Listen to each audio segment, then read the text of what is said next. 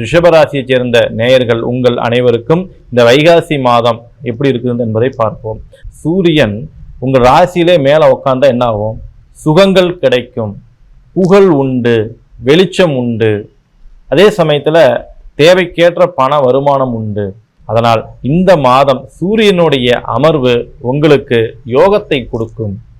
அதே சமயத்தில் சூரியன்கிற ஆளுமை கிரகம் தன் மீது அமர்ந்திருப்பதால் நிர்வாகத்திறன் கூடும். ரிஷபராசியைச் சேர்ந்த அன்பர்களுக்கு உடல் வியாதிகள் நீங்கக்கூடிய ஒரு நல்ல மாதமாக இந்த மாதங்கள் கண்டிப்பாக இருக்கும்.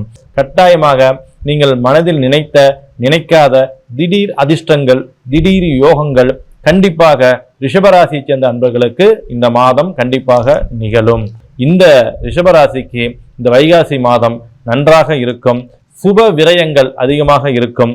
பயணம் ஆதாயத்தை தரும். வெற்றி உண்டு. நல்லதே நடக்கும். நன்றி, வணக்கம்.